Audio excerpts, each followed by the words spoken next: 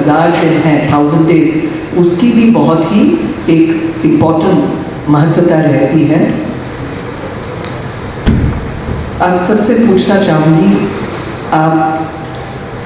आप में से कितने लोग बायोलॉजिकली पेरेंट्स रह चुके हैं? हाथ ऊंचा करें। और वैसे आप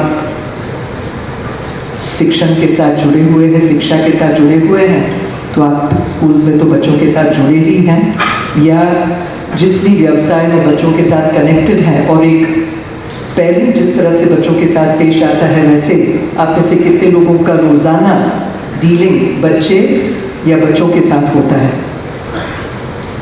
एक्सीलेंट। अब इसमें आपको शायद आश्चर्य होगा कि सबसे पहले जो 1000 डेज हैं बच्चे के, और बच्चे के दिमाग के अंदर ये साइंटिफिक बात है कि जितने न्यूरल नेटवर्क्स हैं, यानी जो कनेक्शंस होते हैं, कितने न्यूरल नेटवर्क्स बनते हैं, मैं उस बात पर आऊँगी। और अक्सर कहा जाता है कि हम बच्चे के लिए पौष्टिक आहार माँ को दें, जिससे कि बच्चे का एक अच्छा डेवलपमेंट हो सके, विकास हो सके। पर ये सिर्फ पेट के लिए, जो हम कहते हैं स्टमक के लिए एक न्यूट्रिशन है, उस पर सीमित नहीं रहता है। एक और बहुत ही महत्व वाली एक खुराक बच्चे को देनी होती है। वो क्या है? उसके ज्ञानेंद्रिय और कर्मेंद्रियों को उत्तेजना, stimulation to the senses of the child, है ना? ये क्यों देते हैं? क्योंकि आप देखेंगे कि 1000 दिन, સૌથી પહેલા જે 1000 દિવસ હોય છે બાળક, જ્યારથી બાળકનું કન્સેપ્શન થાય અને બીજા વર્ષ પૂરા થાય, એ અરસામાં બાળકના મગજની અંદર જે આપણે ન્યુરલ નેટવર્ક્સ કહીએ છીએ, બરાબર, જે નર્વ્સના નેટવર્ક્સ કેટલા બને છે? કોઈ કહી શકશે મને? Yes, louder please. 700 per minute. But what is the total number? 1000 days में आप मल्टीप्लाई करके बताएंगे कितने होते हैं? Just to get an idea. Anybody else? Any guess? 1 billion. आप कल्पना कर सकते हैं पूरी भारत की जो जनगणना है आज, जितने लोग, एक मिनी इंडिया, उतने न्यूरल नेटवर्क्स बच्चे के ब्रेन के अंदर बन रहे हैं। और ये बनते कैसे हैं?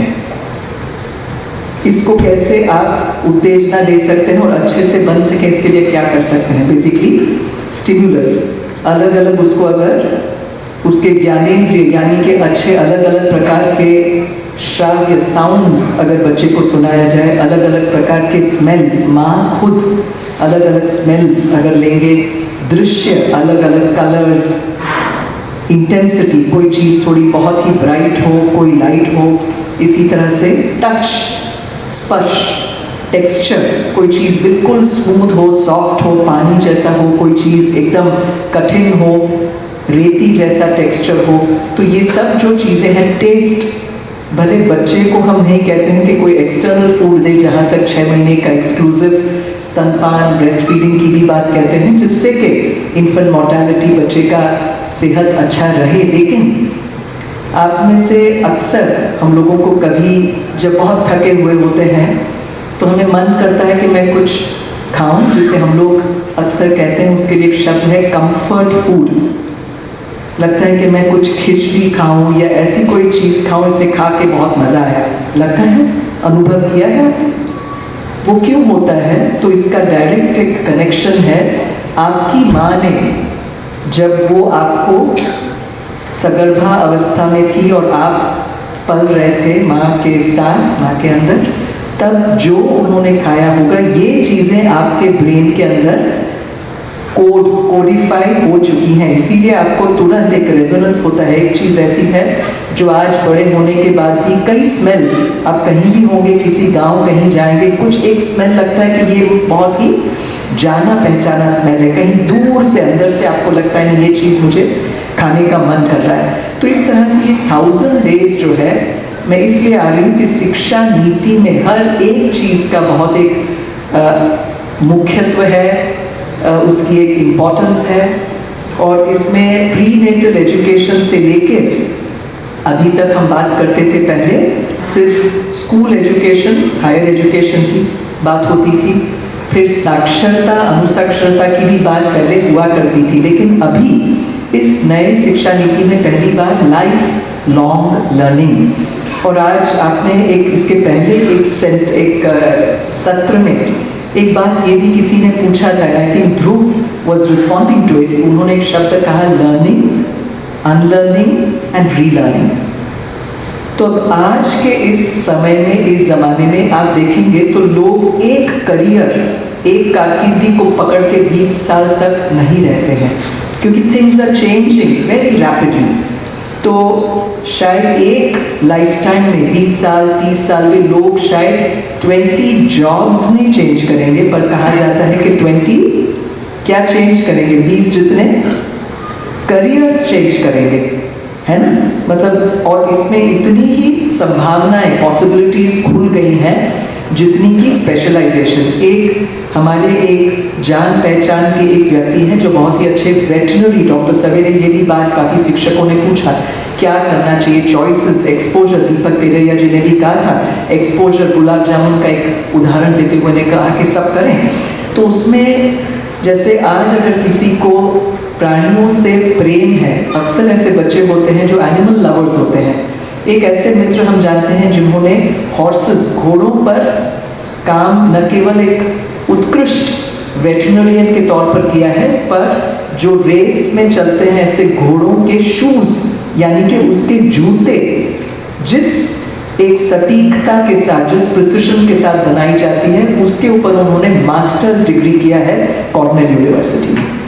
आप समझ सकते हैं। तो इस तरह से एक वैविध्य भी है और एक एक क्षेत्र के अंदर गहराई से आप उसमें स्पेशलाइज भी कर सकते हैं।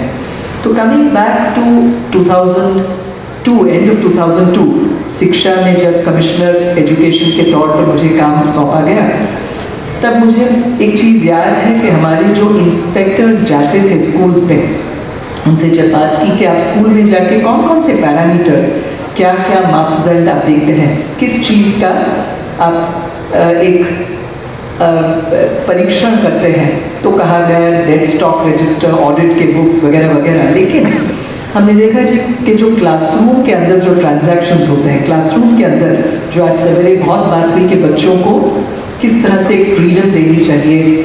जैसे श्री अरविंद, महर्षि अरविंद का नाम आप सबने सुना होगा। मेरा बहुत बड़ा सौभाग्य है कि गुजरात में जब मैं शिक्षा में काम करती थी, हायर एजुकेशन में, तब हमारे उस समय के माननीय मुख्यमंत्री जी, जो अभी हमारे राष्ट्र के प्रधानमंत्री जी हैं, उनके एजुकेशन एडवाइज़र के तौर पर प्रोफेसर किरीट जोशी साहब आए थे। आप में से कितने लोगों को उनके साथ बात करने का या मिलने का सौभाग्य प्राप्त हुआ है? हाथ ऊंचा करिएगा। बहुत अच्छा। तो मुझे भी सौभाग्य मिला बहुत ही भरपूर मात्रा में, एक दिन 2 दिन की बात नहीं, रेगुलरली, क्योंकि लगभग 2 साल के लिए मुझे उनके साथ children's university, Indian institute of teacher education, higher education की पॉलिसी, हर चीज़ की घड़तर के लिए काम करना पड़ा। और तब मुझे भी एक इंट्रोडक्शन हुआ श्री अरविंद, महर्षि अरविंद की जो पूरी फिलॉसफी है और उसके जो 3 प्रिंसिपल्स, खास उनके जो सिद्धांत हैं, नथिंग कैन बी टॉट। ये समझते हैं हम, कहते हैं कि कोई किसी चीज़ को सिखा नहीं सकता। हम अक्सर मानते हैं कि वैल्यूज़ कैन बी टॉट, मूल्य हम सिखा देंगे, हमारा शायद एक या तो नादानी है या हमारा अहम है। तो महर्षि जी कहते हैं कि वो लर्निंग की जो प्रक्रिया है वो इनिशिएटिव किसे लेना है? The student. आप उसके लिए एक वातावरण, भावावरण ज़रूर दे सकते हैं और वहीं पर हमारा काम आता है एज द गवर्नमेंट या as educational institutions, as teachers, कि आप अपने शिक्षा प्रदान करने का जो अवकाश है, समय है, जो क्लासरूम है, उसके अंदर ये एक वातावरण आप करके रखें। और उसके अंदर जैसे करिकुलम की बात होती है, आज एक क्वेश्चन भी पूछा गया कि सब दीज आर आउटलाइंस के ये है, पर उसके अंदर इनफाइनाइट, अनगिनत संभावनाएं हैं जो आप एज ए टीचर कर सकते हैं। और मैं कहूँगी कि वहाँ पर एक शुरू होते होते कर्मयोगी तालीम हमारे डिपार्टमेंट में शुरू हुआ। सूरत में भी आज देवराज भाई बैठे हैं, शायद पहली सेशन जो हमने सभी डिस्ट्रिक्ट्स में किया था, पहली सेशन एक सूरत में हुई थी और उस समय में हमने एक निश्चय ये भी किया था कि बहुत इसमें उद्घाटन और जो विधि सर के कार्यक्रम होते हैं उसमें समय हम व्यस्त नहीं करेंगे, व्यर्थ नहीं करेंगे। लेकिन कहा कि जब भी कोई माननीय मंत्रीश्री उस तरफ जाएं, प्रोग्राम की पूरी समय सूची का उनके साथ उनके कार्यालय में शेयर किया गया था। फिर अगर आपको समय हो आप जा सकते हैं, जाके अटेंड कर सकते हैं। तो इसी तरह से उस समय हमारे माननीय मुख्यमंत्री श्री के यहाँ से उनको भी ये कार्यक्रम दिया गया था। सूरत के एक सेंटर में गए और उन्हें बहुत ही अच्छा लगा, क्योंकि हाजिरी कोई सस्पेंशन या कोई कागज, कोई उसमें चिट्ठी, एक्शन चार्जशीट कुछ भी लिए बगैर उन्होंने देखा कि 100% अटेंडेंस था और जिस तरह से लोग उसमें पार्टिसिपेट कर रहे थे उसमें काफ़ी सारी नई आइडियाज, सजेशन सब आ रहे थे। तो उस समय यूनेस्को के साथ जो जुड़े हुए थे एक प्रोफेसर रविंद्र दवे, आपने शायद नाम सुना होगा अपने से कई लोगों ने, और दूसरे एक मरमर मुखोपाध्याय जी करके भी थे जिन्होंने उनकी पूरी बुक जो थी एक पब्लिकेशंस की शिक्षा, टोटल क्वालिटी मैनेजमेंट, किस तरह से शाला के अंदर भी हम ला सकते हैं, उस सब के ऊपर काफ़ी काम हुआ। तो ये सब देखते देखते हमने पाया कि इसके माध्यम से एक अच्छी एक मूवमेंट, जिसे हम कह सकते हैं, काफ़ी सारे टीचर्स और हर एक वर्ग में हमेशा हम देखते हैं कि 20% लोग ऐसे होते हैं कि जो हमेशा इनिशिएटिव लेके काम करना चाहें, जो चेंज को ड्राइव करने वाले होते हैं ना, एम्बेसडर्स ऑफ चेंज, परिवर्तन लाने में सक्रिय भाग लेते हैं। और शायद 20% लोग इसके टोटल विपरीत क्वालिटी के भी लोग रहेंगे जिन्हें बिल्कुल उतना रस नहीं है, इंटरेस्ट नहीं है। लेकिन जो बाकी 60% के लोग रहते हैं उसमें अगर 10, 20, 30% भी अगर हम बदलाव लाएं तो उससे एक बहुत बड़ा परिवर्तन, ट्रांसफॉर्मेशन, सिर्फ टिंकरिंग नहीं पर ट्रांसफॉर्मेशन हम ला सकते हैं। तो उसके अंदर बहुत सारी चीज़ें पाठ्यक्रम के बनाने में उस समय में मुझे अभी भी याद है कि बच्चों को भी बुलाते थे ग्रुप मीटिंग्स में, नॉट ओनली टॉपर्स, क्योंकि जो बच्चों ने 9, 10, 11 और 12वीं कक्षा में जो अच्छे मार्क्स थे उनको सिर्फ नहीं बुलाते, ऐसे भी बच्चों को बुलाया जाता था जो हमारे एक परिभाषा से जो नापास हुए हों, क्योंकि ये फेलियर का भी मुझे बहुत उसके साथ एक मुझे ऑब्जेक्शन था। क्यों? क्योंकि बच्चे का क्या दोष है कि 10 साल उसे एक आप बड़े डाइविंग पूल के उसके ऊपर ले जाके उसको बस धकेल देते हैं कुएं में कि यू आर अ फेलियर, और इस तरह से एक फेलियर का धब्बा अगर लेके पूरी जिंदगी उसे जाना पड़े तो उसकी फेलियर है कि हमारी फेलियर है कलेक्टिवली? हाँ, इट इज़ आवर फेलियर। और पूरी जिंदगी के लिए वो बच्चा अगर इमोशनली स्कार्ड हो जाता है, जो भी परिस्थिति है, पर अगर हम उसे पहले से लोकेट कर सकें उसके अंदर क्या त्रुटि है और उसे ठीक कर सकें तो बहुत फर्क पड़ सकता है। इसी तरह से फास्ट फॉरवर्ड थोड़ा कर लेते हैं। गांधीनगर में अबाउट 7-8 साल पहले की बात है, हम लोग रोज सवेरे सेक्टर 1 में एक तालाब है, लेक कहते हैं, पर उसमें पानी नहीं होता है, नहीं पर हम लोग भाग्यश में हम सब उसी सेक्टर में रहते हैं। एक गार्डन है, तो वहाँ चलते चलते अक्सर काफ़ी ऐसे बच्चे वहाँ मिल जाते थे जो बिल्कुल सामान्य, वहाँ जो फुटपाथ पे रहते हों ऐसे बच्चे वहाँ मिलते थे। तो एक दिन मुझे याद है वहाँ चलते चलते, बरसात का मौसम था और वहाँ थोड़ा कचरा पड़ा था, गुटखा के पैकेट्स वगैरह नीचे किसी ने ऐसे रख के चले गए थे। तो हमने सोचा इसे उठा के डस्टबिन में रखा जाए, डाल दें। तो ये बच्चे भी करने लगे। एक बच्चा आया और उसने पूछा, तुम्हें शिक्षक छो? उसे लगा कि हम टीचर हैं, तो हमने कहा हाँ शिक्षक भी हैं। तो फिर उसने पूछा कि आप ट्यूशन लेंगे, तब हमारी ट्यूशन ले शो। तो बड़ा अच्छा लगा, मैंने कहा हाँ कैम नहीं। और फिर नेक्स्ट क्वेश्चन आप कल्पना कर सकते हैं क्या था? चेटला ले शो। हाँ? तो फिर हमने कहा पैसे नहीं लेंगे लेकिन आपको रेगुलरली आना है। ये छोटा सा लड़का था जो 6ठी कक्षा में पढ़ता था, 6ठा धोरण में भणतो तो नानकड़ो દીકરો, એનું નામ હતું પૂનમ, અમે એને પુન્યા કહેતા હતા, બરોબર? હવે 6ઠા ધોરણમાં ભણતો હતો, એક નિશાળમાં જતો હતો અને ત્યાં પણ આપણા જેવા જ કમિટેડ ટીચર્સ હશે, પણ આ દીકરાને, છઠ્ઠા ધોરણમાં ભણતા દીકરાને છગડો ઓળખતા નહોતું આવડતું. પણ this is the sad side of the story. પણ અમે રોજ સવારે જઈને, અને બહુ વધારે સમય ન કહું, 30 મિનિટ, મેક્સિમમ 40 મિનિટ. આજે એટલા માટે આ વાત કરવાનું મન થાય છે કે અહીંયા એક શિક્ષક આપણી વચ્ચે, NSSના એક, જેમને પછી શિક્ષક, શ્રેષ્ઠ શિક્ષકનો એવોર્ડ પણ મળ્યું. ક્યાં છે? આ એક અનાયસ ગાર્ડન સ્કૂલ તરીકે એક નાનકડું થઈ ગયું. સવારે અમે લોકો બેસીને અને જોતા જોતા 30 બાળકો આવવા માંડ્યા. આ મારું એક નાનકડું સમાજ માટે આપણે બધા ઘણી રીતે આપણે બધા કરતા હોઈએ છીએ. તો આ બાળકને તમે કલ્પના ન કરી શકો, છગડું એટલે 6 નંબર એને ઓળખતા નહોતું આવડતું, પણ એને પછી કંઈક આપણે લાડવા કે ફૂલ, એને જે વસ્તુ સમજે એનું એક ઉપમા બતાવીને આપણે જો કરતા હતા, તો વિધિન 3 days, 3 દિવસની અંદર એને સરવાળો કરતા આવડી ગયું. હી વોઝ સો હેપી, જાણે એને PhDની ડિગ્રી મળી ગઈ એવા હાથમાં. મને આવડી ગયું ટીચર, એટલે મને હજી હું ત્યાં એ વિસ્તારમાં જાઉં તો મને બધા ટીચર કરીને બોલાવે, અને મને એને ઘણું ગૌરવ છે, કેમ કે I feel being a teacher is a matter of pride. અને within, so you are all privilege, તમે બધા સદનસીબ તમારું છે કે તમે શિક્ષક તરીકે તમને તક મળી છે. અને વિધિન જોતા અઠવાડિયાની અંદર આ કંઈ અઘરું નહોતું. પછી એને પેલું શું કહેવાય, વધી 2 ડિજિટ્સ એડ કરે, અને જેને આપણે ઇંગ્લિશમાં બોરો કહીએ છીએ, વધી પણ એને આવડી ગયું. અને 8 ડિજિટ, 9 ડિજિટના આંકડા સમ્સ આપીએ તો પણ સરવાળા કરવામાં એ એકદમ માસ્ટરી એને આવડી ગઈ. એટલે કહેવાનો અર્થ છે કે એનો વાત છે, છઠ્ઠા ધોરણમાં બાળક બેઠો હોય ને આ ન આવડે, આખો દિવસ એને સ્કૂલમાં બેસીને ગણિતનો 1 તાસ, બીજું આ જ રીતે ગુજરાતીનું પણ આવું જ હશે, એના ઉપર કેટલું બધું અત્યાચાર થતું હશે ને.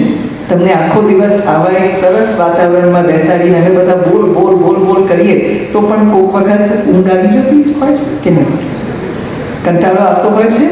પણ હવે એક બાળકને બેસિક એની ફાઉન્ડેશન જ નથી બરાબર, અને એનું નિદાન કરીને આપણે ઠીક ન કરીએ પણ એના ઉપર હજી આપણે વધારે કરતા જઈએ, એટલે અને આમાં આ કેમ ન થઈ શકે, આપણે બધા કરી શકીએ ને.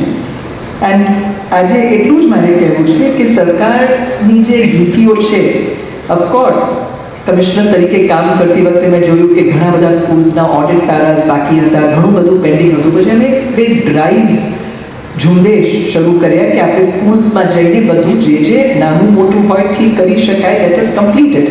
કેમ કે આ રીતે પેન્ડન્સી રાખવાથી કોઈ ફરક, એનો અર્થ નથી વર્ષો સુધી પેન્ડિંગ રાખીએ. બીજી એક માનસિકતા એ પણ મેં જોયું સરકારમાં કે ઘણી વખતે સરકારી તંત્રમાં કામ કરનાર આપણા જ નાયબ સચિવશ્રી હોય, સેક્શન ઓફિસર હોય, બધા જે જોડાયેલા લોકો હોય, એમની પાસે કયા ફાઇલ્સો આવતા હોય છે, એવા ફાઇલ્સ આવે કે જ્યાં કંઈ ગડબડ કે બખેડો થયો હોય એવા જ ફાઇલ્સ આવે ને. એટલે એની યુનિવર્સ બની જાય છે. એના માટે બધા કેસીસ, કોઈ ફાઇલ આવે તો એની એક કલ્પનામાં કે આ બધું ગોટાળો છે, ગડબડ છે. એટલે ઘણી વખતે હું મારા section officers, under secretaries, deputy secretaries બધાને થોડુંક જબરદસ્તી પણ કહેતી કે શનિવાર રવિવાર હોય ગમે તે તમે પણ ફિલ્ડમાં જાઓ, ટીચર્સને જુઓ, શિક્ષકોને જુઓ, સ્કૂલને જુઓ.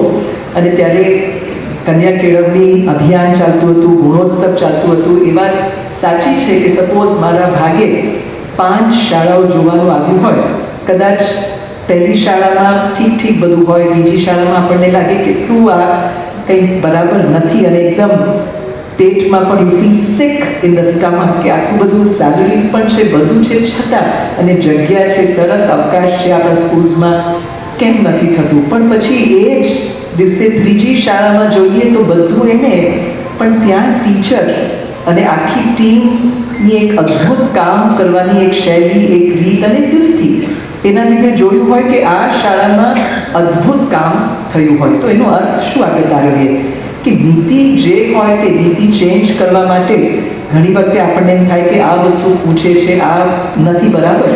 પણ આઈ વુડ સે કે આની મર્યાદામાં રહીને પણ બિલકુલ આપણી પાસે કેટલી બધી અનગિનત શક્યતાઓ રહેલી છે. અને આપ બધા જાણો છો કે આવા ઇનોવેટિવ ટીચર્સ, સિન્સિયર ટીચર્સ, અને આપ બધા એમાંના જ છો. કેમ કે મને મનીષભાઈ કહ્યું કે તમે બધાએ પોતાના સ્વ ખર્ચે આ તાલીમ શિબિરમાં આવવાની તમે એક નિર્ણય લીધું છે. તમને કદાચ ડ્યુટી લીવ પણ નથી મળી, પણ તમે એક પર્સનલ ચોઇસ કરી છે કે ના, મારે મારું શિક્ષકની સજ્જતા, જે સજ્જતા શબ્દ છે એને ખરેખર વધારવા માટે હું આવવા માગું છું. અને એ રીતે અનેક કાર્યક્રમો, બાલોત્સવ એટલે એક ગામડાના શાળા હોય કે એકદમ જે કહેવાય એક આલિશાન મોડર્ન સિટીના સ્કૂલ, પ્રાઇવેટ હોય, ગ્રાન્ટેડ હોય કે પછી ગવર્મેન્ટ સ્કૂલ્સ, એ બધા માટે એક્સપેરિમેન્ટ્સનું પણ આપણે વિક્રમ સારાભાઈની એક કમ્યુનિટી સાયન્સ સેન્ટર સાથે ઘડ્યું હતું અને બધાને શેર કર્યું. નાની નાની વસ્તુઓ જે બાળકો ઓબ્ઝર્વેશનથી શીખી શકે, જે હમણાં વાત આવી ને, રોકો ન ટોકો, બસ उसको एक्सपेरिमेंट करने की उसको एक ચાન્સ, મોકા આ દીજીએ. તો આ રીતે અનેક વસ્તુઓ આપણે કરી શકીએ એમ છે કલેક્ટિવલી. પણ આજે in the and I want to ask you one question. બધા થોડાક આંખ બંધ કરીને તટાડ બેસી જઈએ.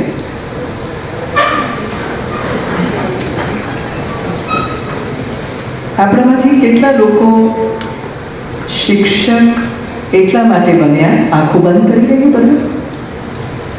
આપણામાંથી કેટલા લોકો શિક્ષક એટલા માટે બન્યા કે આપણને બીજી કોઈ ડિગ્રી કે બીજા કોઈ ફિલ્ડ કે જ્યાં આપણને જવું હતું, એન્જિનિયરિંગ, મેડિસિન વગેરે, એમાં તક ન મળી એટલે આપણે ટીચર બન્યા? એવા આપણે કેટલા લોકો છે? હાથ ઊંચા કરશું. And we appreciate your honesty. બાજુમાં જોવાની જરૂરત નથી. ઓકે, બીજો એક પ્રશ્ન. આપણે આજે અહીં સુધી પહોંચ્યા છે, આપણા જીવનમાં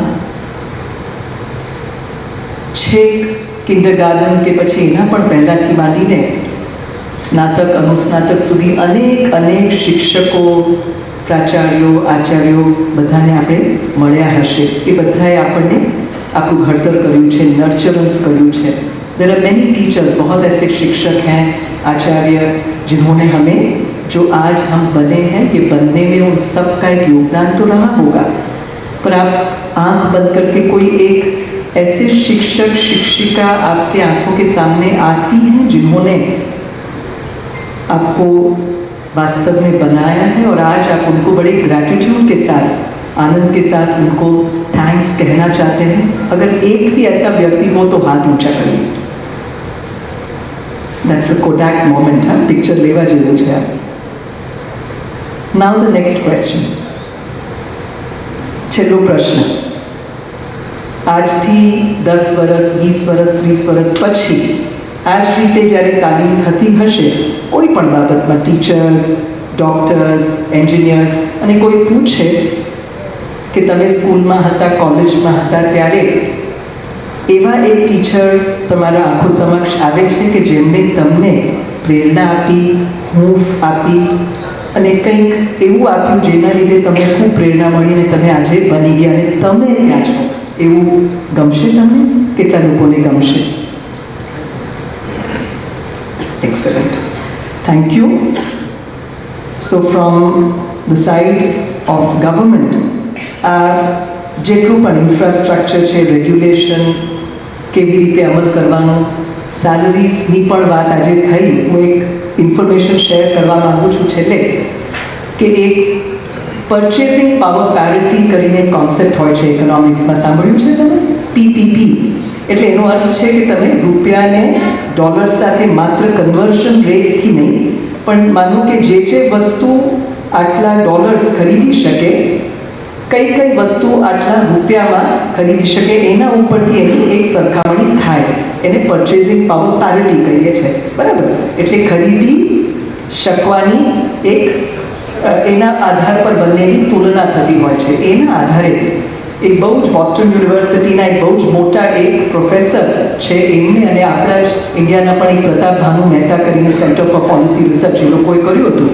અને આ બેઝિસ પર, કેમ કે ઘણી વખતે લોકો કહેતા હોય છે કે અમને બહુ ઓછા પગાર મળે છે, આ તે, એમને બતાવ્યું કે ઇન્ડિયન ટીચર્સ, ખાસ કરીને જે હાયર એજ્યુકેશનમાં પણ છે, લેક્ચરર્સ, ફેકલ્ટી મેમ્બર્સ, આ પીપીપીના બેઝિસ પર, કેમ કે ગામડાની અંદર જે સેલરી શિક્ષકને મળતા હોય છે, એની કમ્પેરિઝનમાં જે સામાન્ય ત્યાંના લોકો છે એ જ રીતે વૈશ્વિક સ્તરે આ પીપીપીના બેસિસ પર એમને કેલ્ક્યુલેશન કર્યું તો ઇન્ડિયન ટીચર્સને વિશ્વમાં ટોપ 5 લેવલ એટલે ઉપરના ટોપ 5માં આપણને સેલરીઝ મળે છે. એટલે આ ફિલિંગ કે મને નથી મળતું સેલરી, આઈ થિંક એ વિચાર જેમ સવારે સબજીભાઈ પણ કહ્યું, ઠીક છે આપણું જે આપણે જે કામ કરીએ છીએ અમૂલ્ય છે, એને કિંમત ન આપી શકાય, પણ એ ભાવનાથી આપણે કરતા જોઈએ છીએ ને તમે બધા એમાંના જ ટીચર્સ છો જે બીજા બધા માટે પ્રેરણા છો. અને જે પણ કામ આપણે કરીએ છીએ કમિટમેન્ટ સાથે, દિલ સાથે, આ બાળક આ બધાના ઘડતર માટે મને એક અદ્ભુત અવસર, એક તક, એક મોકો મળ્યો છે અને હું શું કરી શકું આ બાળકના ઘડતરમાં, એને કઈ રીતે એની અંદર અલગ અલગ સપનાઓનું બીજારોપણ કરી શકું જેથી કે આ બધા સપનાઓ પરિપૂર્ણ થાય અને એના જીવન થકી આપ પણ જીવી શકો છો. તો એ સ્પિરિટથી અને ગવર્મેન્ટ આ બધી ન્યૂ એજ્યુકેશન પોલિસીમાં જે પણ કરી રહ્યું છે, I think this is never a problem કે આના લીધે આપણે ન કરી શકીએ. એમાં અનેક સંભાવનાઓ છે અને ફરી તમને બધાને ખૂબ અભિનંદન પણ પાઠવું છું અને શુભેચ્છાઓ પણ પાઠવું છું. નમસ્તે.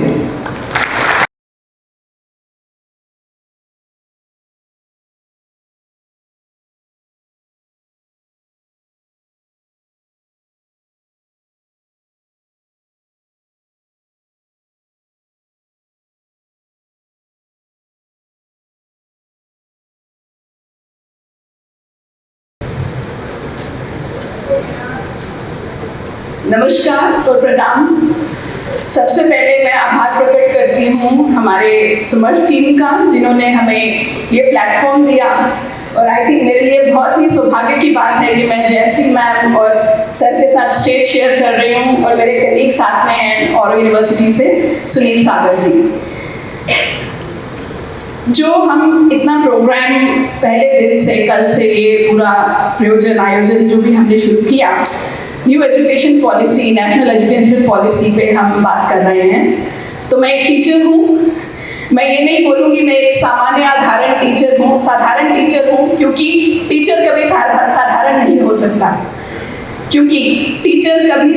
नहीं हो सकता, और मैंने ये प्रोफेशन अपनी चॉइस से चूज किया है, ना कि किसी कंपल्शन और मैंडेट से। सो आई थिंक ये बहुत बड़ी चीज़ है कि हम लोग जो आज यहाँ जितने भी मेरे मित्रगण हैं, मेरे सहयोगी हैं, डिफरेंट यूनिवर्सिटीज़ और स्कूल एजुकेशन सिस्टम से, प्राइमरी एजुकेशन सिस्टम से, हायर एजुकेशन सिस्टम से, मैं ये समझती हूँ कि मैम ने अपना जो पर्सपेक्टिव है गवर्नमेंट की तरफ से रोड मैप रखा, बट मैं आप सबका उत्तरदायित्व निभाने के लिए आज इस स्टेज पे हूँ। और हम औरो यूनिवर्सिटी में यही बिलीव करते हैं कि एजुकेशन सेक्टर में कभी कंपटीशन नहीं हो सकता। हम सभी जितने भी हम संस्थाएं आज जुड़ी हुई हैं इस पूरे प्रोग्राम के माध्यम से, मुझे ऐसा लगता है कि हम लोग कंपटीशन की तरफ कभी नहीं जाएंगे, क्योंकि new education policy, national education policy collaborations, cooptation, joint ventures की बात करती है, कंपटीशन की बात नहीं करती। तो उसी थॉट के साथ, उसी पर्सपेक्टिव के साथ मैं आज अपने कुछ पर्सपेक्टिव्स एज एजुकेशनिस्ट रखने जा रही हूँ आप सबके सामने। ऑफ द डाइस भी बहुत बड़े बड़े ज्ञाता और बहुत लर्नेड डिग्निटरीज जो बैठे हैं, उनको भी मेरा बहुत बहुत शत प्रणाम, क्योंकि फर्स्ट जनरेशन लीडर्स यही हैं। हम सेकेंड या थर्ड जनरेशन लीडर्स हो सकते हैं जो एजुकेशन को लीड कर रहे हैं आज, लेकिन हम में फोर्थ जनरेशन और फिफ्थ जनरेशन एजुकेटर्स भी हैं, जिन्होंने young educators basically, I don't say young by age, because एक टीचर कभी भी ओल्ड नहीं होता, टीचर ऑलवेज रिमेन्स यंग। तो मेरा ये कहने का मतलब है कि जो लोग, जो एजुकेटर्स अभी कुछ साल पहले ही एजुकेशन से जुड़े हैं, मैं ये जो पूरे पॉइंट्स अभी आप सबके सामने रखना चाह रही हूँ, हम सबके इस प्रोग्राम के माध्यम से, उसमें हमें reflections, thoughts, perspectives, discussions, discourses सबकी बहुत ज़रूरत है। और मैं इस पॉलिसी को बहुत सक्सेसफुल इसलिए मानती हूँ एज ए टीचर, इसलिए नहीं मानती कि ये मेरा पर्सनल ओपिनियन है, इसलिए मानती हूँ कि जब ये पॉलिसी बन रही थी आज से 2-3 साल पहले, इतने सर्वेस हमें सर्कुलेट हुए यूजीसी की तरफ से, मिनिस्ट्री ऑफ एजुकेशन की तरफ से, तो उसका यही मतलब है कि ये पॉलिसी बनाने के लिए सिर्फ 2 या 3 मेंबर्स की कमेटी ने काम नहीं किया। उसके पीछे बहुत सारे माइंड्स, बहुत सारे थॉट प्रोसेस, बहुत सारे हेल्पिंग हैंड्स और पूरा सिस्टम एकजुट था, कोलैबोरेटिव था। तभी आज एज अ टीचर मैं प्राउडली जब उस एनईपी को देखती हूँ, उसके एक एक एस्पेक्ट को देखती हूँ एज अ टीचर, मुझे इस चीज़ का बहुत गर्व होता है कि हमने भी उस सर्वे में जब पार्टिसिपेट करके अपने विचार रखे, अपने पर्सपेक्टिव रखे, उसमें से बहुत सारी चीज़ें ऐसे थी जब हमने पढ़ के हमें खुशी हुई कि हाँ ये मैंने उस सर्वे में बोला था और ये आज इस पॉलिसी में आ गया। आई एम श्योर ऐसे बहुत सारे टीचर्स हैं, क्योंकि अगर हम कोई भी चीज़ नहीं शुरू करते हैं, अपने कंफर्ट जोन से बाहर आने के लिए हमें वो तो एफर्ट्स करने पड़ेंगे, क्योंकि हम एक बहुत कंफर्ट जोन में थे जो कि बहुत साल पहले एजुकेशन पॉलिसी आई। तो हर हिसाब से, हर तरीके से हर एजुकेशन सिस्टम में बदलाव आया, चेंज आया। कुछ इंडस्ट्री की एक्सपेक्टेशन थी, कुछ गवर्नमेंट की एक्सपेक्टेशन थी, कुछ इंस्टीट्यूशंस और स्कूल्स की एक्सपेक्टेशन थी, इसलिए ये बदलाव ज़रूरी थे। तो मुझे लगता है ये जो अभी वेलकमिंग मूव है एनईपी 2020 का, ये भी हम सब के लिए बहुत कुछ लेकर आ रहा है। मैं इस चीज़ को नहीं मानूंगी अगर कोई बोलेगा इसमें हमारे लिए तो कुछ भी नहीं है, क्योंकि as educator, as a teacher, मैं इसमें बहुत सारे ऐसे एस्पेक्ट्स देखती हूँ जहाँ पे मैं खुद कंट्रीब्यूट कर सकती हूँ as a teacher, as a mentor, as administrator and as a university.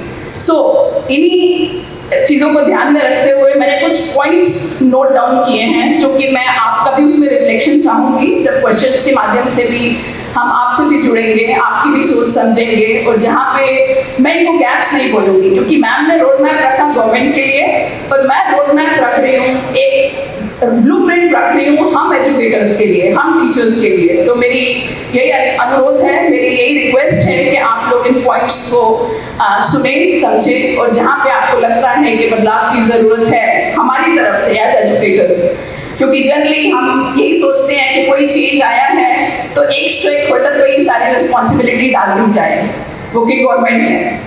पर मुझे लगता है कि कोई भी पॉलिसी, कोई भी स्कीम तब तक सक्सेसफुल नहीं हो सकती जब हम कोलैबोरेटिव, जॉइंटली आगे आके अपनी अपनी रिस्पॉन्सिबिलिटीज को समझ के अपने अपने स्तर पे, अपने अपने लेवल पे कॉन्ट्रीब्यूशंस करें, चाहे वो लोकल है या रीजनल है या कोई दूसरा है। सॉरी, मैं आपसे गुजराती में बात नहीं कर सकती क्योंकि मैं जम्मू से हूँ और मेरी जो मदर टंग है वो पंजाबी है, हिंदी, बिकॉज हमारी मातृभाषा है, इसलिए मैं आपसे बात कर पा रही हूँ। हो सकता है जब मैंने तीसरी क्लास में कदम रखा उस टाइम ऐसा एनईपी पॉलिसी नहीं था कि मुझे एक रीजनल लैंग्वेज पढ़ने को मिलती, नहीं तो मैं दूसरी प्रेफरेंस गुजराती ही रखती, ये तो फॉर श्योर। तो कुछ पॉइंट्स जो मैम ने भी आपके सामने रखे, मैंने उसको थोड़ा सा अलाइन किया है कि गवर्नमेंट और इंस्टीट्यूशंस का कोलैबोरेशन और हमारा जो रोड मैप है वो किस तरह से अलाइन हो सकता है। And I don't call it as gaps, because दोनों ही कंप्लीट हैं। गवर्नमेंट खुद में कंप्लीट है, इतने ज्ञाता विज्ञाता, इतने लर्नेड लोगों ने पॉलिसी में अपना कंट्रीब्यूशन योगदान दिया है। यूनिवर्सिटीज खुद में ही कंप्लीट हैं, क्योंकि मैं ये समझती हूँ कोई भी यूनिवर्सिटी एक दूसरे से बेस्ट या उसको कंपटीशन में लाने का कोई मतलब नहीं है, क्योंकि एक यूनिवर्सिटी में कोई एक एस्पेक्ट अच्छा है, दूसरी में कोई दूसरा एस्पेक्ट अच्छा है, सो हम सभी बेस्ट हैं। सो अब ये सब बेस्ट को मिलके कोलैबोरेट करके जॉइंटली इस एनईपी 2020 को सक्सेसफुल कैसे बनाना है वो हमें यहाँ पे रिफ्लेक्ट करना है, उन एस्पेक्ट्स पे हमें बात करनी है। आई नो चैलेंजेस आएंगे, आई अंडरस्टैंड, बिकॉज मेरे बहुत सारे कलीग्स हैं जो टीचर्स हैं, हम लोग सोच रहे हैं कि वो 5+3+3+4 वाला जो हमें एस्पेक्ट दिया है, मल्टीपल एग्जिट का एस्पेक्ट दिया है, प्रेफरेंसेस दी हैं स्टूडेंट्स को, एक्सपीरियंशियल लर्निंग का, लर्निंग बाय डूइंग का एस्पेक्ट दिया है, तो उसको किस तरह से हम पूरा करें, बट हम जॉइंटली कोलैबोरेटिवली पूरा करेंगे।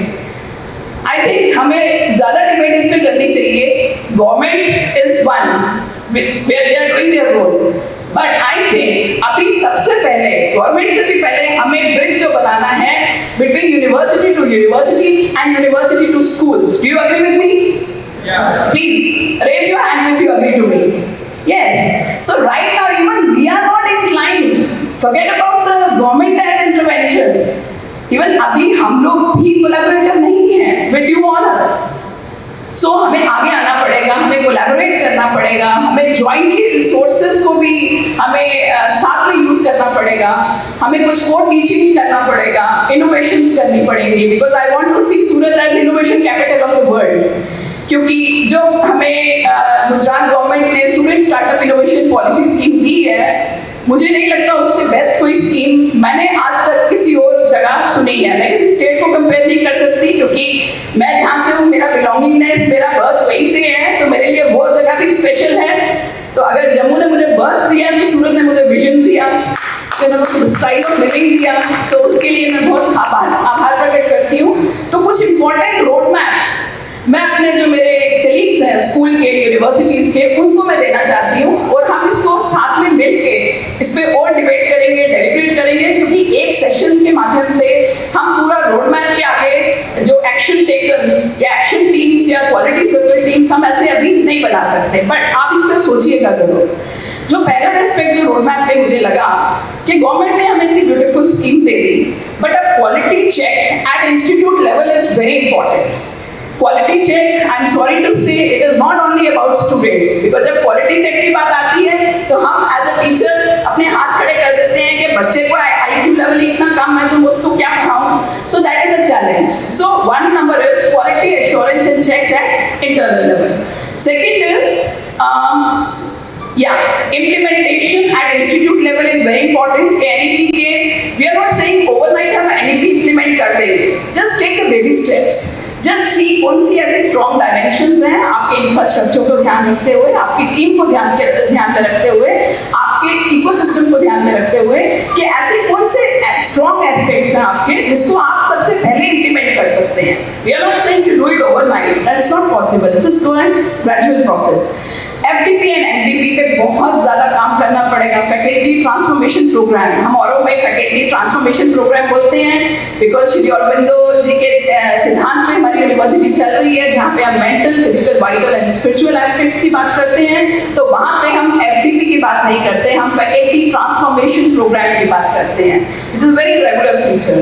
सो आई थिंक वहाँ पे भी हम सबको एकजुट होकर देखना पड़ेगा कि किस तरह से उसको एस्पेक्ट को भी लाएं। इकोसिस्टम क्रिएट करना पड़ेगा, लर्निंग इकोसिस्टम क्रिएट करना पड़ेगा, कि किस तरह वो चॉक, बोर्ड एंड डस्टर वाले कॉन्सेप्ट से निकल के डिजिटल एस्पेक्ट पे हम आए, ताकि हम internationally our student should become the first choice of the world and our faculty should become the first choice of the world. This is what I feel. Next is student experience and student satisfaction.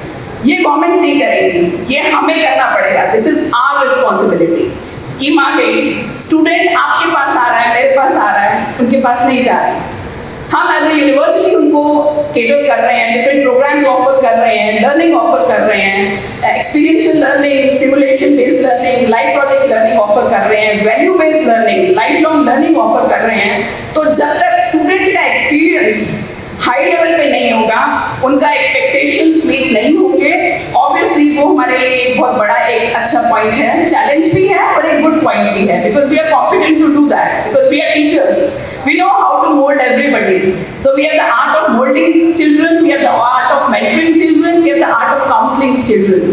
Last but not the least is यहाँ पे research and innovations and internships. अब internship सिर्फ PG में आके क्यों की जाए? जो हमारा फॉर्मेट है 5+3+3+4 का NEP ने हमें दिया है, उसमें इंटर्नशिप शुरू से ही स्टार्ट हो जाएगा। तीसरी, चौथी, पांचवी क्लास से ही एक कल्चर शुरू हो जाएगा इंटर्नशिप का, जहाँ पे हम ये नहीं बोलेंगे कि स्टूडेंट को पता है कि इंटर्नशिप क्या होती है।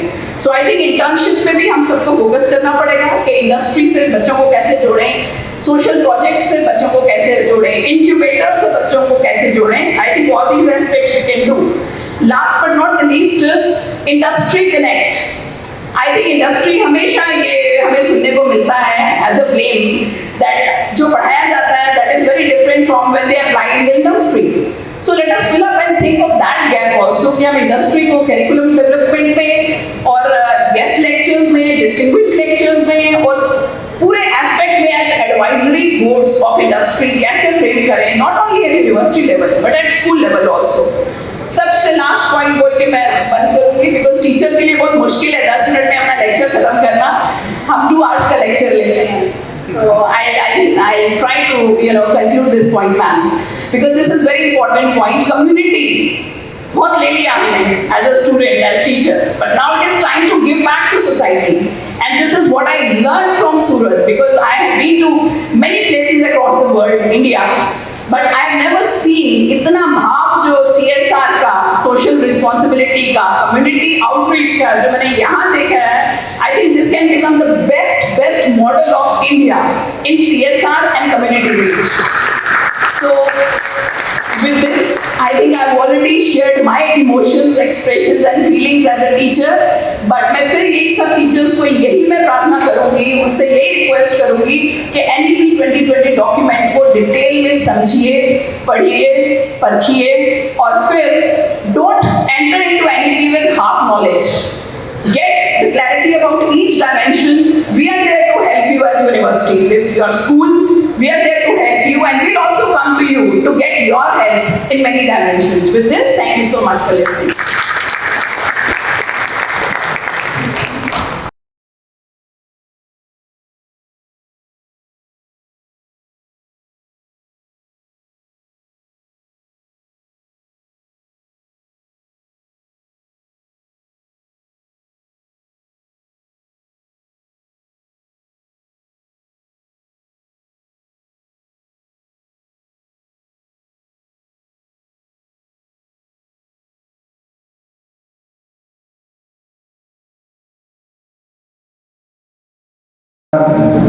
अभिव्यक्त कर सकूं।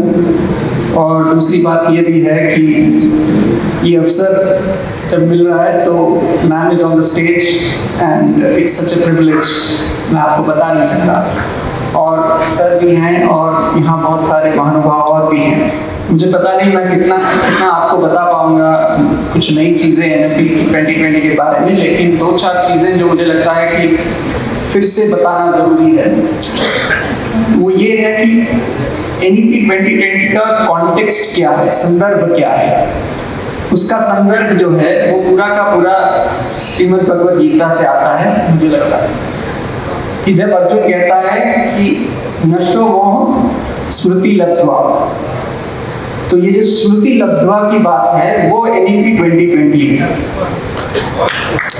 कि हमें विस्मृति हो गई थी कि हम कौन हैं, हमारे क्या कल्चरल वैल्यूज हैं, हमारी क्या शिक्षण की पद्धति थी, हमारे क्या गोल्स थे, वो शायद हमें विस्मृति हो गई शायद। और वो सिर्फ शिक्षा में ये विस्मृति है, जीवन में नहीं हुई। हमारे जीवन मूल्य आज भी वही है। आप इस सारे प्रोग्राम की टर्मिनोलॉजी देख लीजिए, वो पूरी की पूरी भारतीय है। संगम, सेतुबंध, ये सारी टर्मिनोलॉजी कहाँ से आती है? वो उसी भारतीय विचार से आती है, भारतीय दर्शन से आती है। तो भारतीय जीवन में वो सारी चीजें हैं, लेकिन कहीं ना कहीं शिक्षा में वो चीजें खो गई। तो मुझे लगता है कि वो हमारे लिए एक रिमाइंडर है, एक आत्म परिचय का अवसर है कि हम ये सारे मूल्य वापस ला सकें। और ये मूल्य क्या थे? ये मूल्य ये थे कि यहाँ श्री अरविंदो और मदर की बात हुई तो वो बोल रहे हैं कि the most inevitable thing, the mother says on education, the most inevitable thing is the will to realize and discover. तो अब ये will to realize and discover बच्चों में कब आएगा? जब हम उनको एक कंपटीशन में डाल देंगे। तो फिर the will to align to the rat race, ऐसा ही होगा। तो ये हमें वापस जाना है उन मूल्यों पे। जैसे विवेकानंद ने कहा था कि we have education is nothing but the manifestation of perfection within us। तो वो perfection हम में है already, कहीं बाहर से डालना नहीं है। Education is not the filling of a vessel but lighting of a fire, ये बात कही जा चुकी है। अब मैं ये बात कर रहा हूँ तभी आफ्टरनून में एक कहीं मनीष जी ने बताया कि ये जो बीज है वो बीज तो ऑलरेडी है और उसमें संभावनाएं पड़ी हैं। तो ऐसा नहीं है कि हम कुछ बाहर से डाल रहे हैं, हमें एक इकोसिस्टम ही बनाना है जहाँ से ये perfection with in man comes out. तीसरी चीज जो है वो जो गांधी जी ने कहा था कि the education would be good if it is the education of the hands, the head and the heart. इन तीनों चीज़ों का संगम अगर हम समझें तो वो एजुकेशन है। अब तक जो शिक्षा नीति थी उसमें कहीं ना कहीं एजुकेशन ऑफ द हेड ही था, और उसमें भी छोटा सा पार्ट जिसको बोलते हैं मेमोरी, उसका एक टेस्ट था, उससे आगे हम नहीं जा पाए। तो एक ऐसी शिक्षा नीति है जो education of the hands, head और हार्ट है। इसकी बात मैं इसलिए कर रहा हूँ कि एक छोटा सा एग्जाम्पल दे दूँ कि वोकेशनल एजुकेशन की बात आती है। अब आपको स्टैटिस्टिक्स बता दूं तो स्टैटिस्टिक्स ये है, और ये शिक्षा नीति से मैंने लिए हैं, तो प्लीज, तो ये ऐसा बताया गया है कि ऑन एन एवरेज हम भारतीय 5% लोगों को वोकेशनल एजुकेशन का एक्सपीरियंस मिलता है। जब तक जहाँ की अगर आप दुनिया में देखें तो यूएस में ये परसेंटेज है 52%। आप जर्मनी में जाएं तो इट इज अराउंड 75%। अगर आप साउथ कोरिया जाएं तो ये है 96%। अब ये इतना क्यों इम्पोर्टेंट है कि वोकेशनल एजुकेशन हमारी मिट्टी से जुड़ा हुआ है, जहाँ डिग्निटी ऑफ लेबर है, जहाँ कुछ अपने हाथों से बनाने की बात है। तो ये जो वाइट कॉलर जॉब और जो डेस्क और चेयर पे बैठना और ये सब जो आ गया था वो वहाँ से आया है कि हम भूल चुके हैं हमारे आर्ट्स, क्राफ्ट, कल्चर, ये सब। तो हमें वो शिक्षा नीति दी गई है NEP 2020 में, जिससे हमारा बहुआयामी सर्वांगी विकास हो, हम वापस जाएं अपनी परंपरा में और आगे देखें भविष्य की ओर। दुनिया में जो भी सारी बेस्ट प्रैक्टिसेस हैं वो सब आ गई हैं इसमें। प्लीज रेस्ट अश्योर्ड कि कुछ बाकी नहीं रहा। एकेडमिक बैंक ऑफ क्रेडिट्स सब आ गया उसमें, जो भी दुनिया में चल रहा है। तो उस हिसाब से ये कंप्लीट पॉलिसी है, और ये हमारा बहुत बड़ा सौभाग्य है कि हम उस जगह खड़े हैं जहाँ से ये पॉलिसी इंप्लीमेंट होने वाली है in terms of the time and space. और जहाँ तक सेतुबंध की बात है, जो इस पैनल डिस्कशन का थीम है, तो ये जो सेतुबंध है वो भी भारतीय कॉन्सेप्ट ही है। और सेतुबंध के लिए सबसे पहला सेतुबंध जो है वो होता है संवाद, और इस संवाद की शुरुआत यहाँ हो चुकी है government and the educational fraternity. और मैं चाहूँगा कि ऐसे संवाद एक बार नहीं 1000 बार हों, और हम आमने सामने बैठ के समझ सकें क्या हमारी चैलेंजेस हैं और कैसे हम इनको उनसे जूझ सकते हैं। और भारतीय शिक्षा नीति, जो राष्ट्रीय शिक्षा नीति है, उसका हम अच्छी तरह से इम्प्लीमेंटेशन कैसे कर पाए। तो with all these thoughts I rest my arguments. Thank you.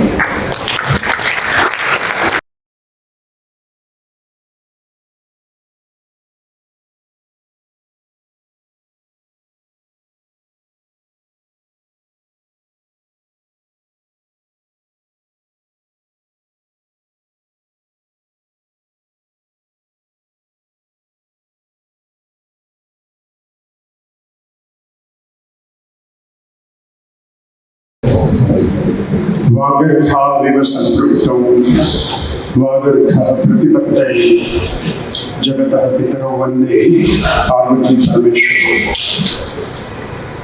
हमारा साथीदार અને सहयोगी जयंतीबेन, मोनिका जी, सुनील साहेब, जस्टिस साहेब, मायाबेन, મારા માર્ગદર્શક અને જેમની પાસેથી બહુ શીખવા જેવું છે, જેમનું સેશન હવે આવવાનું છે, એવા અમારા પૂર્વ મંત્રી શ્રી આનાની સાહેબ, ભાલાજી અને યાજ્ઞિક સાહેબ અને પૂજ્ય સંતો અને આપ સૌ। આમ તો લિસ્ટમાં મારું નામ નથી, અને હું તમને બીજી ખાતરી પણ આપવા માંગુ છું, આ લોકોને પણ આપવા માંગુ છું। આ ચિઠ્ઠીઓ રાખવી હોય તો રાખો, કારણ કે હું ગાંધીનગરથી આવું છું તેમ છતાંય ટૂંકું બોલવાનું છું।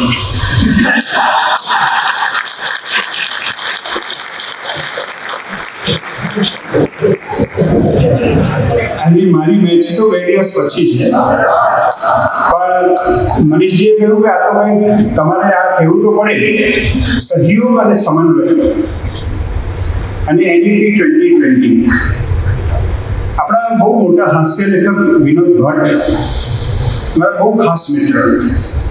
એક વખતે એક બહુ મોટા કવિનું અવસાન થયું અને બધા સ્મશાને પહોંચી ગયેલા સાહિત્યકારો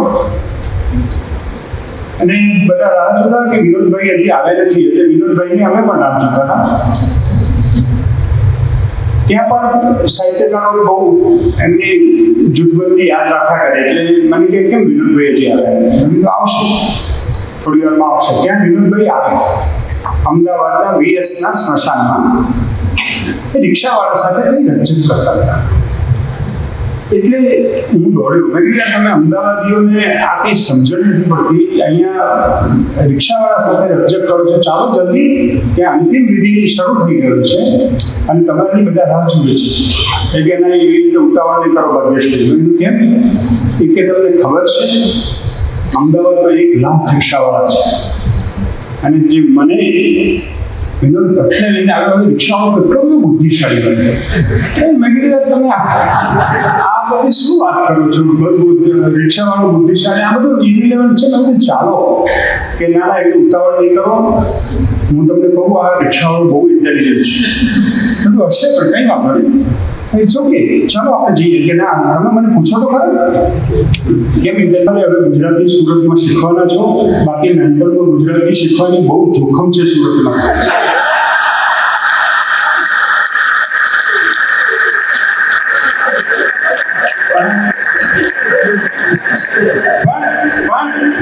સહયોગ અને સમન્વય શીખવો હોય તો સુરત પાસેથી શીખવો. કેવી રીતે બધા સંપથી રહી શકે, કેવા બધા સાથે રહી શકે એ શીખવું હોય. અને NEP 2020 જ્યારે પોલિસીની વાત થાય, હું અને જયંતિબેન અમારું કુળ એક છે, અમે લોકો IASમાં છીએ અને તેમ છતાં પણ અમે સહયોગ અને સમન્વયની વાત કરીએ છીએ. તમારે ધ્યાનથી સાંભળવું જોઈએ.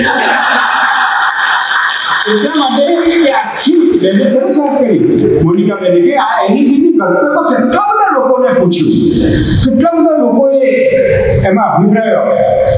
જો કે એમાં આપણા મોદી સાહેબને પણ આપણે યાદ કરવા જોઈએ, એમની પણ એવી ઈચ્છા હતી કે બહુ લોકો સજેશન કરે. હવે તો એ પૂછે છે કે 15મી ઓગસ્ટે મારે લાલ કિલ્લાથી શું બોલવાનું, તમે કહો. આ સમન્વય અને સહયોગ એટલે સ્ટેક હોલ્ડર્સ સાથે વાત કરવી, સ્ટેક હોલ્ડર્સ સાથે સંવાદ કરવો. આ નીતિ નિર્ધારણમાં આ વાતની શરૂઆત એ ભારતીય લોકતંત્રનો બહુ મોટો એક ટર્નિંગ પોઈન્ટ જેવું કહેવાય કે જ્યાં આટલા બધા લોકો સાથે પરામર્શ કરીને અને કસ્તુરી રંગન જેવા વ્યક્તિના અધ્યક્ષ પદે થયેલી સમિતિએ they have decided this policy and submitted the draft, and then there were again deliberations, and then finally we have this policy. વહીવટમાં અમે લોકો 2 C બહુ ધ્યાનમાં રાખીએ. એક ક્લેરિટી, જેટલી ક્લેરિટી આવે ને, સવારે સૌજીભાઈની જોઈએ ને આપણે કેટલી ક્લેરિટી. હેલો એમ તમારું ધ્યાન કરો ને, હેલો એમ કહી દે. હું તો પબ્લિક સ્પીકર છું એટલે મને બહુ મજા આવે કે આ કેવું સરસ ક્લેરિટીની વાત કરે. હવે એમને કંઈ બહુ મિટિંગોની જરૂર ના પડે, પણ જે બહુ ભણેલા લોકો હોય ને એને ખૂબ મિટિંગો કરી, કારણ કે ક્લેરિટી.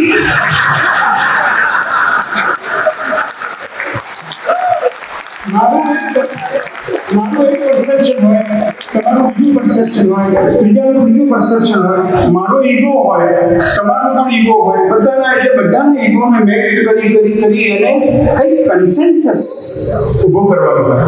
આ સહયોગ અને સમન્વયમાં સૌથી અગત્યની વાત છે ક્લેરિટી. હું તમને કહું, હું સરદાર સરોવરમાં કામ કરતો હતો ત્યારે એક મેસેજ HK ખાન સાહેબ ચીફ સેક્રેટરી હતા, એમને એવો આપેલો કે મધ્યપ્રદેશના 56 આઉટસ્ટીક આદિવાસી વિસ્થાપિતો ડભોઈના ગેસ્ટ હાઉસમાં આવવાના છે, તો જમવાની વ્યવસ્થા કરવી. એ એમને એમના PA ને કહ્યું, એમના PA સેક્રેટરીને કીધું, સેક્રેટરી કલેક્ટરને કીધું, કલેક્ટરે ડેપ્યુટી કલેક્ટરને કીધું, ડેપ્યુટી કલેક્ટર મામલતદારને કીધું, મામલતદારે સર્કલને કીધું, સર્કલે રિહેબિલિટેશન ઓફિસરને કીધું, તલાટીને કીધું, ને તલાટીએ પાછા ત્યાં રમણીયાને કીધું. એને કહ્યું, અને હું ત્યાં ડભોઈ પહોંચી ગયો. મારી શાની તૈયારી કરી કે સાહેબ 1956માં HK ખાન સાહેબ અહીં આવેલા અને એ આજે પાછા આવવાના છે ને જમવાની વ્યવસ્થા કરવાની. મધ્યપ્રદેશ થઈને આવવાના છે. હવે વિચાર કરો કે કેવું તરડાઈ જાય છે. એટલા માટે અમે GR શોધ્યા છે કે લેખિતમાં આપો અને સ્પષ્ટ લખીને આપો કે પુખ્ત વિચારણાને અંતે કોઈ પુખ્ત માણસો સમજી શકશે કે આમાં શું કહેવું. એ તો લોચું પડી જશે. એટલે કમ્યુનિકેશન અને ક્લેરિટી એટલી બધી જરૂર છે. અને બીજી વસ્તુ એ છે કે સરકારમાં એટલી બધી એજન્સીઓ કામ કરતી હોય છે કે કોઓર્ડિનેશન પણ બહુ જરૂરી હોય છે. એટલે કોઈક વ્યક્તિએ એક બેન્ડ માસ્ટર ઓર્કેસ્ટ્રાનો મેનેજર હોય એને આમ કર્યા છે એવું પડે. અને એમાં પાછું એક માણસ હોય છે. તમે જો કોઈ જીયા બેન્ડ આ લગ્નમાં નીકળતો હોય ને એ કોઈ બહુ જાડો હોય છે માણસ આખા બેન્ડ પાર્ટી.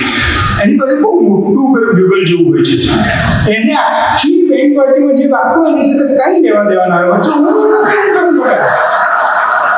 એટલે પાછા આવા પણ લોકો આવતા હોય છે.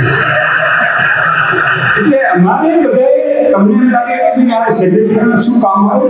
અમારે જોવું પડે કે પેલો ડૂડું વગાડવાનો વચ્ચે બોલી ના પડે, જોરથી વગાડે નહીં. એટલે આ સહયોગ અને સમન્વય કરવા માટે બહુ મહેનત અને it's a big intellectual sport. એટલે અમારે આ બહુ મહેનત કરવાની હોય છે. આપણે એની બી એક સરસ ડોક્યુમેન્ટ આપણી પાસે આવ્યું છે. મને મનીષજીને અને અમારા સમર્થ ભારતના સૌ મિત્રોને અભિનંદન એટલા માટે આપું છું કે એમાં હું પણ આવી છું, કારણ કે હું એમાં સલાહકાર સમિતિમાં છું કે આ એક સંવાદ આપણે સમાજમાં ઊભો કરી રહ્યા છીએ. એક ક્લેરિટી આવી જાય કે ભાઈ આ એક્ઝેક્ટલી શું છે. એનઈપી એટલે એક વધારે પોલિસીનું પાનું છે કે દેશને યુગને પરિવર્તન કરનારું એક મોટું ડોક્યુમેન્ટ છે. This document can change the fate of India. That is the possibility. That is the potential. આ આપણે રિયલાઇઝ કરી શકીએ કે કેમ, અને એના માટે આપણે ભેગા થયા છીએ. વધુ આવતા એટલે કે 14મી તારીખે.